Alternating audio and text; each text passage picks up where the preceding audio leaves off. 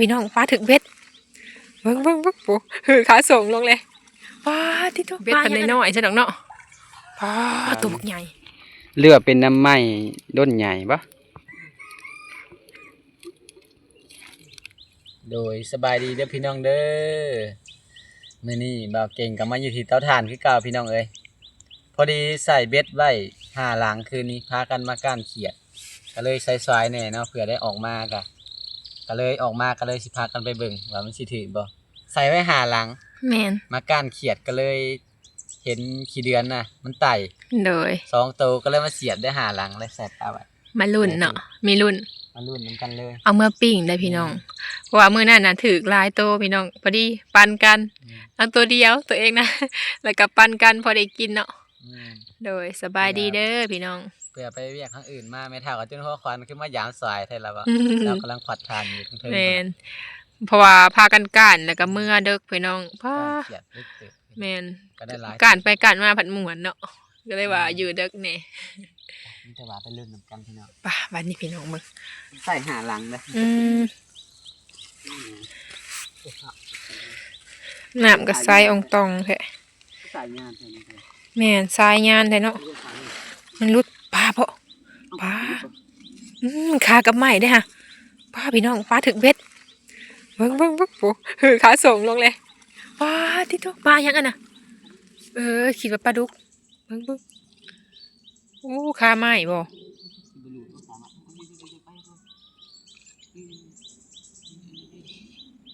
ใช่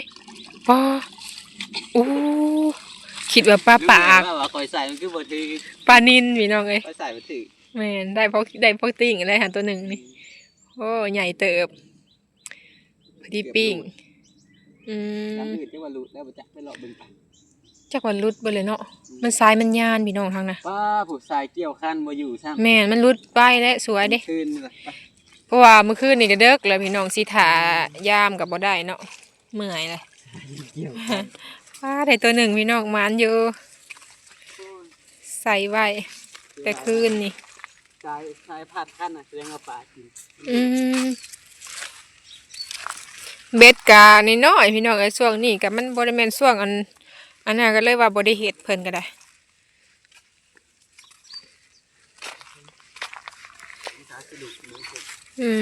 ขึ้นไปเทิงหมดแล้วเนาะ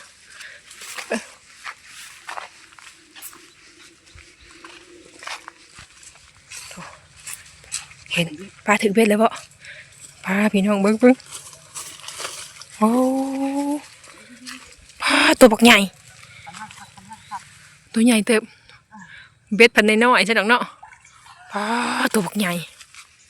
ปลาพี่น้องขึ้นมาเทิงพี่2 ตัวใครเนี่ยได้อยู่โอ้ใหญ่เติบเนาะแมน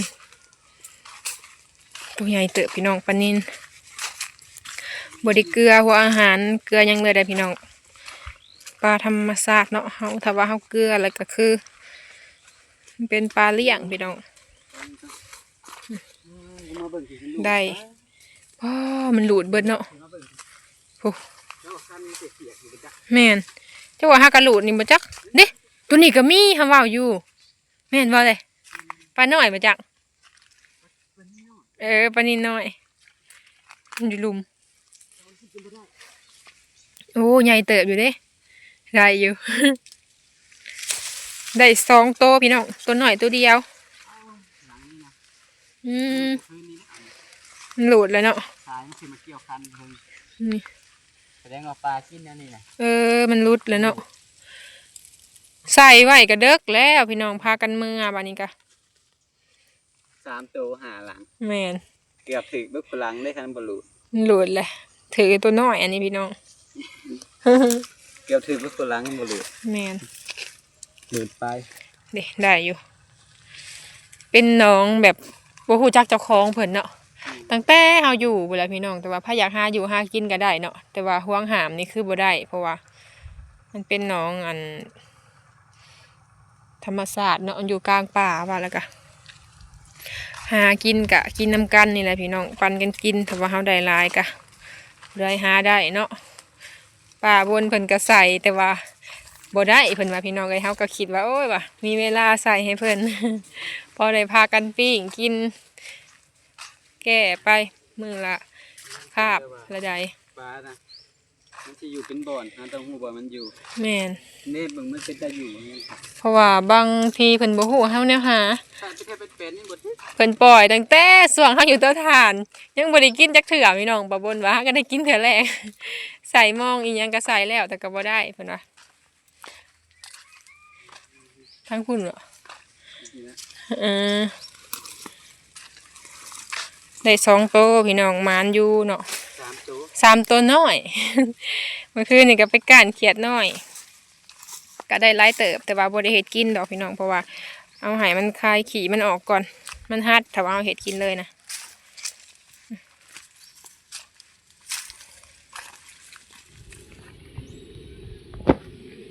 ขึ้นมาทางเทิงกันไม่เท่าเพิ่นกับเอื้อยหน้าเพิ่นกำลังขวัดทานใหม่เบิดแล้วมามื้อนี้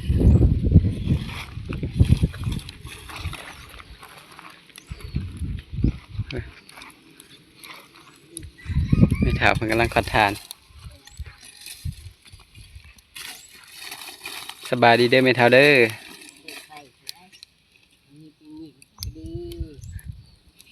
จะยักสอบแล้วแต่เช้ามานี่3 4 สอบงามเนาะฐานมีเนาะ นาเป็นสายเก็บเลยนะ ป้าเอ็นนะ สบายดีเอ้ยนะสบายดีเด้อเก็บถ่านแต่เช้าเห็นบ่โดยเราก็เก็บถ่าน เก็บแต่เช้าแล้ววะถ่านงามและสุดนี่เด้บ่แม่นแต่ห้าวกองเพิ่นบ่หรือว่าอ๋อ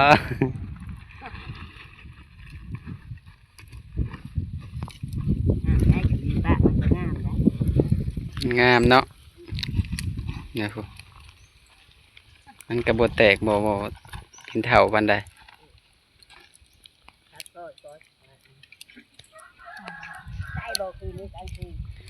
ได้อยู่ได้เป็นถ้วยปลายขึ้นมาจากก้านกันจุดเลิกเติบแล้วเผื่อได้มาก้านก็ได้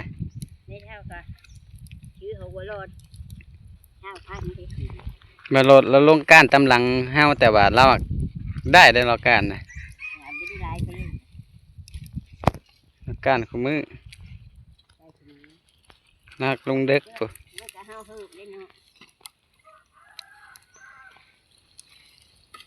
เนี่ยหดเอาน้ำ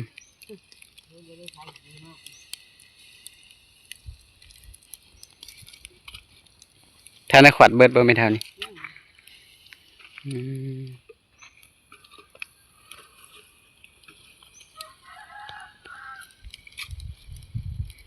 เดี๋ยวหดเอาน้ำสัตว์ละใหม่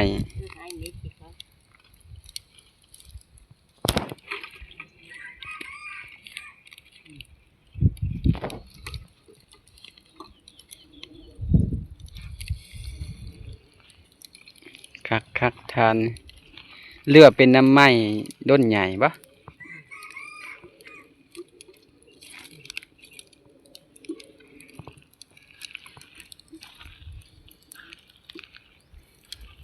ทางนี้ทางไม้เท้ามันเก็บขึ้นไว้นะ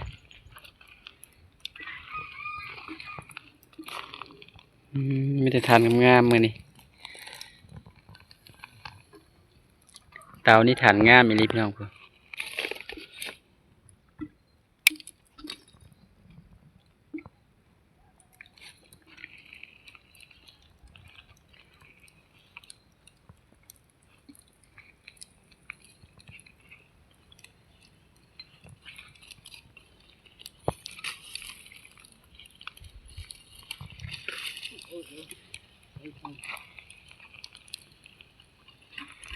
มันลมมันเป็นภัยคือเก่า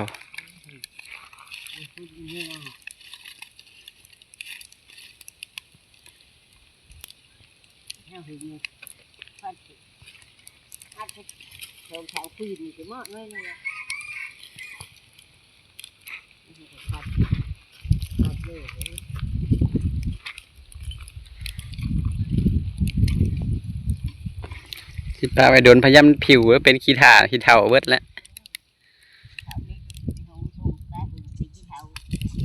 ปลาโดนแล้วเป็นขี้เถ้าพอเขาอัดมันบ่ได้ได้มันกับผิวเอาคือเก่า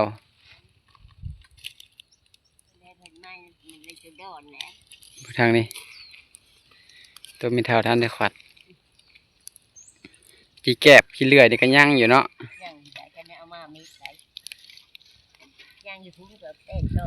อยู่พุ่นก็ยัง8 สอบ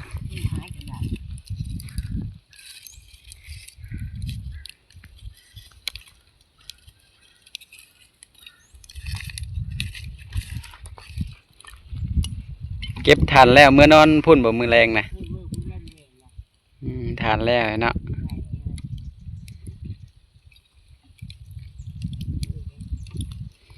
คืนนี้ไม่เท่ากับมานอนพี่ยังถ้าได้เมื่อพุ่นซับมื้อนี้ฮะฮักฮอดแต่นี่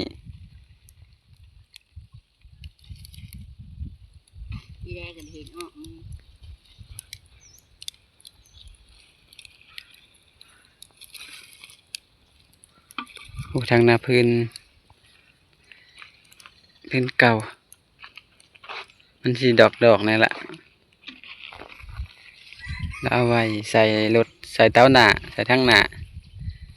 ไว้จูดมันจังติด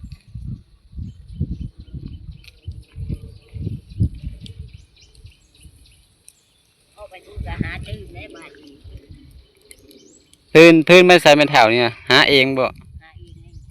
โอ้พื้นมันแต่พุ่นแล้วปะมันแต่เฮือนใหม่เป็นพุ่นสองมือกับมือมันง่ายเนาะถ้าแก่เบิ่งงานตัวใหญ่นี่ก็แมนบ่ปลาโดนใหญ่ก็แมนแล้วยังดึงออกมาได้วันท้องแล้วมาคืออะไรมันได้ออกกับป้านั่นมีกระแสได้ชัดอันนี้เป็นบักใหญ่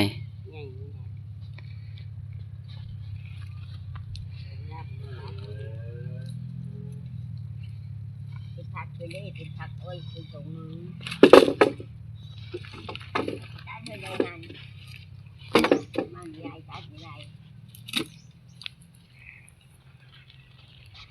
พอดีแล้วไว้ใส่ทั้งปากเตาจังบ่หายากเนาะเพื่อสิหาได้ก็บ่แม่นง่ายได้ใส่ทั้งปากเตาซื้อเพิ่นกันส่วนลายมันก็มีแต่ไม้เป็นหั่นแหละไม้ตัวนี้ฮะต้องได้หาเองเนี่ยซ่อนใส่คัน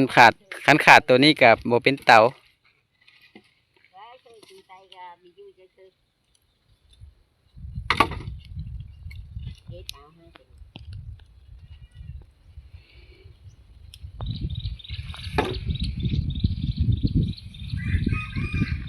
พอดีได้พื้นใส่ปากเตามีเท้าแล้วก็ได้คืนนี้เพิ่นกันนอนพี่มันถ่าขอดทาน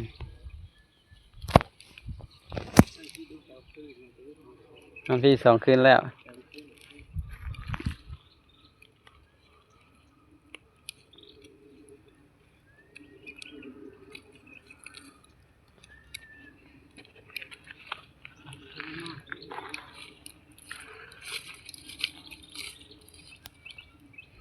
เก็บแต่เศร้ามันจังบ่ฮ้อนเนาะไม่เท่าสายมาเริ่มแดดแล้วเด้แล้วเนาะมันมีแล้วว่าเฮ้ยหน้าควัด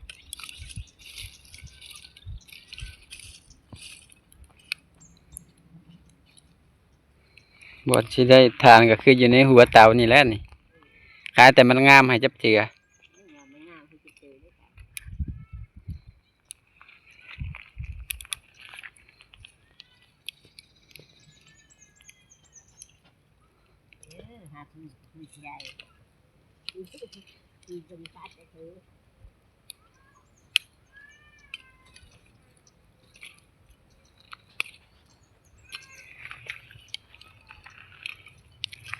กินข้าวเช้าหรือบ่มีเท่ายัง เฮาก็ยังทันกินคือกัน ถ้าได้กินแน่มือนี่ดีไปดีสิฮะยิงเขา สิกินข้าวกับหยังล่ะบัดนี้โอ้สิแกงเขียด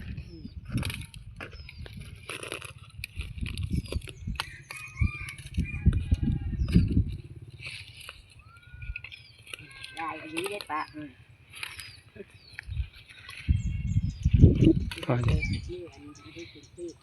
พอดีเป็นการเขียดเป็นขึ้นมาเป็นขายให้พอดีได้แนวกินเช้าพอดีได้เวลาขัดฐานเนาะจังบ่ได้ไปหาของกิน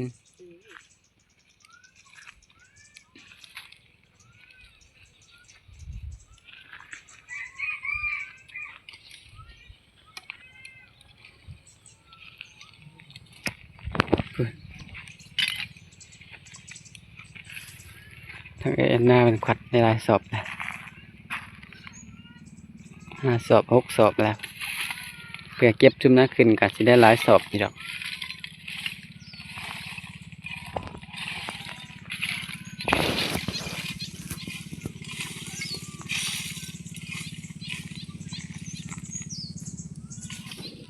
แม่เฒ่าเพิ่นก็ไปเฮ็ดกินแล้วพี่น้องเอ้ยสิไปแกงเขียดเพิ่นน่ะเฮ็ดกินเช้าเพิ่นขวัดทานออกมาปะไว้แล้วก็รดน้ำปลาไว้บ่ให้มันเกิดภัยเพิ่นให้ลูกสาวเก็บถาเพิ่นก็ไปเฮ็ดกิน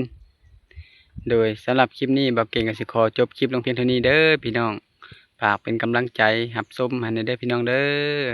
สำหรับคลิปนี้บ่าวเก่งก็ขอกล่าวคำว่าสบายดีเด้อพี่น้องเด้อ